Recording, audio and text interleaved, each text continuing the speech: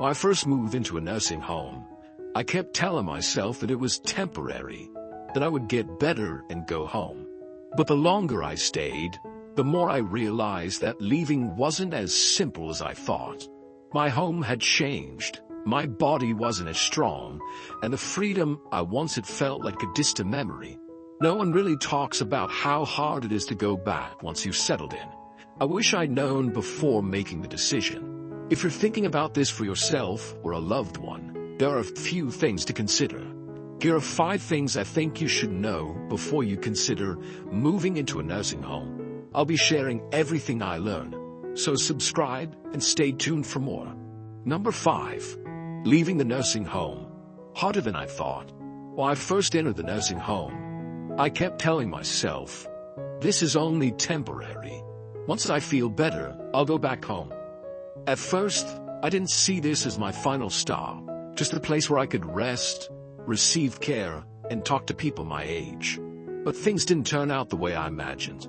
As time passed, I gradually realized that my old home was no longer the familiar place I once knew. A year, 2 years, the longer I stayed away, the more distant it became.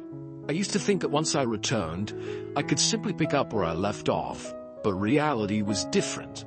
The house, left unattended, was now covered in dust, with broken furniture and things in need of repair. And I no longer had the strength to fix them. The neighbors I once knew had moved away, or they had their own lives to focus on. After being apart for so long, our connection wasn't the same anymore. But the biggest problem was my health. When I first arrived here, I could still walk, and I even believed that with regular exercise and proper care, I would regain my strength in no time. But that didn't happen. Over time, my body weakened. Less movement, fewer outings, I was becoming frailer by the day. Tasks that were once simple, like dressing myself or taking a shower, now required assistance. The pain in my joints was getting worse, and my memory wasn't as sharp as before. If I left this place, could I really take care of myself? I wasn't sure anymore. Then there was the issue of finances. When I was younger, I thought that as long as I saved enough money, I would have a comfortable retirement. But the cost of living, medical expenses, and medications kept rising. My savings were disappearing faster than I had expected. At first, I thought that if I left the nursing home, I could hire a caregiver. But looking at what was left of my money, I knew that wasn't an option. Staying here meant I had people to help me, doctors to check on me regularly. If I left, who would take care of me? Sometimes I sit alone in my room, wondering if moving into the nursing home was a mistake. If I had stayed at home from the beginning, maybe things would have been different. But no matter how much I think about it, I can't be certain that I would have managed on my own. A friend once told me, once you enter a nursing home, leaving isn't as easy as you think. Back then, I didn't believe it. I thought that if I ever want to go home, I could simply pack up and leave. But now I understand, once you step into this place, the road back is not so simple. Old age is like a one-way journey. Once you've traveled too far, even if you want to go back, you can never truly return to where you started. I only wish I had thought more carefully before making this decision. Number 4. Losing privacy and dignity. A life I never expected. When I first moved into the nursing home, I thought I was just changing where I lived. I never realized I was also giving up something much greater. My privacy, my dignity, and my sense of self. At home, I had my own space. I could close my bedroom door, sit in silence if I wanted to, and do things on my own terms. But here, privacy is a luxury that no longer belongs to me. From the moment I wake up to the moment I go to bed, there is always someone watching, checking in, monitoring my every move. They mean well, of course. They want to make sure I'm safe, that I haven't fallen, that I'm taking my medication. But after a while, it starts to feel suffocating. Room checks happen at scheduled times, whether I like it or not. A knock on the door. Then someone enters, sometimes waiting for my response, sometimes not. I no longer have the simple freedom of deciding when I want to be alone. Even the most private moments, getting dressed, bathing, using the restroom, often require assistance. I know they're just doing their jobs, but it's hard to accept that I now need permission for things I once did without thinking. I remember the first time I had to press the call button to ask for help getting to the bathroom. My hands hesitated over the button for a long time. I didn't want to be a burden, but I also knew I had no choice. When someone finally arrived, they were kind, but the feeling of humiliation stayed with me long after they had left. The way people talk to me has changed too. At home, I was treated like an adult, someone with experience and wisdom. Here, I am treated like a patient, a fragile person who needs to be managed, scheduled, and taken care of. People speak to me in soft, slow voices, as if I can't understand them. They decide what's best for me, often without asking for my opinion. And then there's the issue of sharing a room.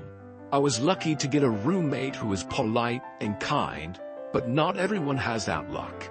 Some residents complain about sharing space with someone who snores loudly, talks to themselves, or suffers from dementia. Even if your roommate is decent, the fact remains, you no longer have a place that is truly your own. I used to think dignity was something that stayed with you no matter what. But now, I realize it's something that can be taken away little by little in the small, everyday moments. When someone enters your room without knocking, when you're told when to eat, when to sleep, and when to take your medication. When you have to explain yourself just to do something as simple as taking a shower. I never thought I would lose this much of myself by moving here. And if I had known just how much of my privacy and dignity I would have to surrender, I would have thought twice before making this decision. Number 3. Losing the meaning of life, a silent struggle. Back when I lived at home, my days had a rhythm, a purpose, small things, but they mattered. I had my morning routine, wake up, stretch a little, brew my own coffee just the way I liked it, and sit by the window watching the world outside. I would water my plants, dust the shelves, maybe even take a short walk if the weather's nice. Those small tasks gave my day structure.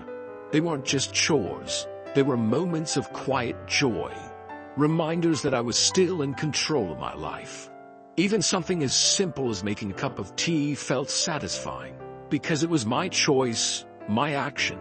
But here, in the nursing home, everything is done for me. My coffee is brought to me, already prepared. My bed is made before I even get the chance to straighten the sheets myself. Meals arrive at the same time every day, set down in front of me like I'm a child who can't be trusted to feed himself. At first, it seemed like a luxury, a chance to rest after years of taking care of myself and others. But over time, I started to feel something else, useless. Without anything to do, without anything to look forward to, the days stretch long and empty. I wake up, eat, sit in the same chair for hours, eat again, maybe talk to a few people, and then go to bed. And then the next day, I do it all over again. Some of the other residents used to be so full of life. One man, Mr. Harris, used to run a small business. He had stories, ideas, opinions. Now he just sits in a corner of the common room, staring at the television with empty eyes. Another woman, Mrs. Patel, was once an amazing cook. She used to make the most delicious homemade bread, something she was truly proud of. But here, there's no kitchen for her to bake in, no one to appreciate her skills. I see it happening to all of us. We stop doing, stop creating, stop caring. Slowly, we become people who just exist, not people who truly live. I never thought I would miss something as simple as washing a dish or sweeping the floor. But I do, because those little things made me feel like I was still part of the world, like I had a reason to get up in the morning. Now I find myself waiting for mealtime, waiting for visiting hours, waiting for bedtime. And sometimes I wonder if I'm just waiting for the end. If I had known that moving here would take away the small, simple joys that made life meaningful, I would have held on a little longer. I would have fought harder to stay in my home, to keep my independence, to keep living instead of just existing. Number 2, the feeling of being forgotten, a loneliness that grows. When I first arrived at the nursing home, my family visited often. My children, my grandchildren, they would come every weekend, sometimes even during the week. They brought flowers, fresh fruit, and photos of their latest adventures. They would sit beside me, telling me stories about work, school, and the little everyday things that I used to be part of. At that time, I told myself that this wouldn't be so bad. I still had my family. I was still connected to their lives. But as the weeks turned into months, the visits became less frequent. At first, they would call to say they couldn't make it. Work was too busy, the kids had school activities, something urgent had come up. We'll come next weekend, they always promised. And I always believed them. But then, the calls themselves started to fade. I try not to let it bother me. I reminded myself that they had their own lives to live, responsibilities to take care of. I told myself that they still loved me, even if they couldn't always be here. But the silence in my room grew louder. The days grew longer. Holidays are the hardest. Birthdays, Christmas, New Year's. These were once times filled with laughter and warmth.